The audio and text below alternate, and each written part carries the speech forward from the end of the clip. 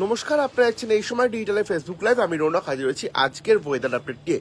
কেমন থাকবে যে সারাদিনের আবহাওয়া, শীতের যে পারদপত্র, সেই পারদপত্রের জেরে কতদিন বজায় থাকবে শীত এবং আদৌ কি বৃষ্টিপাতের কোনো রকম সম্ভাবনা রয়েছে গোটা বঙ্গজুড়ে, কি জানাচ্ছে আলিপুর আবহাওয়া দপ্তর।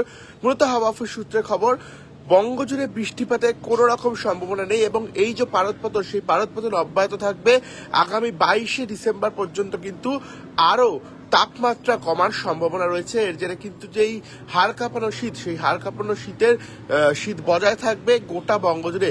বিশেষ করে শহর কলকাতার তাপমাত্রা কিন্তু ইতিমধ্যে 14 ডিগ্রি সেলসিয়াসের ঘরে নেমে গেছে এবং আজ শহরের সর্বনিম্ন তাপমাত্রা থাকতে পারে 15 ডিগ্রি সেলসিয়াস আশেপাশে। এছাড়াও দক্ষিণবঙ্গের পশ্চিমের জেলাগুলির তাপমাত্রা 10 ডিগ্রির কাছাকাছি নেমে গেছে এবং আগামী 48 ঘন্টায় আরও পারদপতনের সম্ভাবনা রয়েছে বলে জানাচ্ছে হাওয়া অফিস।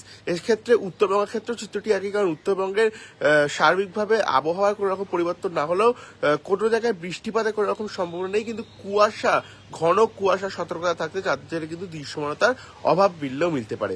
আমরা যদি শহর কলকাতার তাপমাত্রা থেকে একবার তাকাই, তাহলে সকাল থেকেই মূলত পরিষ্কার আকাশ এবং রোদের দেখা মিলছে। বেলা বাড়ার সঙ্গে সঙ্গে রোদের তীব্রতা বাড়লেও যে আবহাওয়া, সে আবহাওয়ার কোনো রকম পরিবর্তন নেই এবং পারদপতনের সম্ভাবনা রয়েছে মহানগরের ক্ষেত্রে। কলকাতার সর্বোচ্চ তাপমাত্রা থাকতে পারে 25 ডিগ্রি সেলসিয়াস আশেপাশে এবং সর্বনিম্ন তাপমাত্রা থাকতে পারে 15 ডিগ্রি সেলসিয়াস আশেপাশে।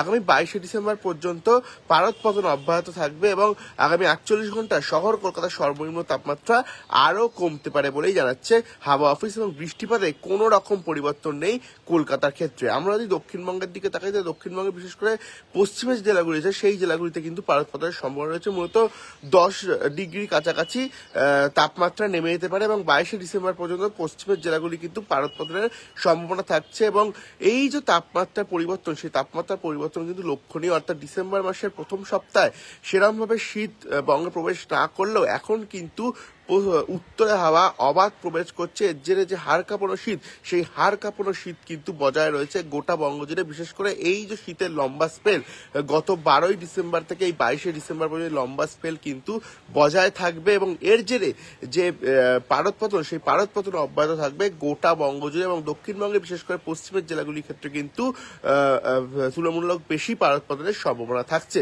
এছাড়া যদি আমরা উত্তরবঙ্গের দিকে তাকাই, তাহলে উত্তরবঙ্গে কোচবিহার, জলপাইগুড়ি, দার্জিলিং, কালিম্পং এই জায়গাগুলিতে ঘন কুয়াশার দাপট থাকতে পারে। তার জন্য কিন্তু দৃশ্যমানতার অভাব হলেও হতে পারে, কিন্তু বৃষ্টিপাতের সম্ভাবনা উত্তরবঙ্গের কোনো জেলাতেই নেই এবং পারদপতনের সম্ভাবনা থাকছে এবং আগামী 48 ঘন্টায় আরও কিন্তু তাপমাত্রা এক ধাক্কায় নামতে পারে বলেই জানাচ্ছে হাওয়া অফিস। এখন ঘড়ির কাঁটায় বাজে প্রায় 9:24। যে চিত্রটি আপনাকে দেখানোর চেষ্টা করবো, শহর কলকাতার আকাশ মূলত পরিষ্কার এবং উত্তরে হাওয়া কলকাতার ওপর থেকে বইছে। তার জন্য কিন্তু যে শীত, সেই শীতের প্রভাব কিছুটা হলে বেশি পড়তে পারে এবং আগামী 22শে ডিসেম্বর পর্যন্ত কিন্তু ঠিক তাপমাত্রা একই থাকবে এবং পারদপতনের সম্ভাবনা দেখা মিলছে আরো বেশি করে।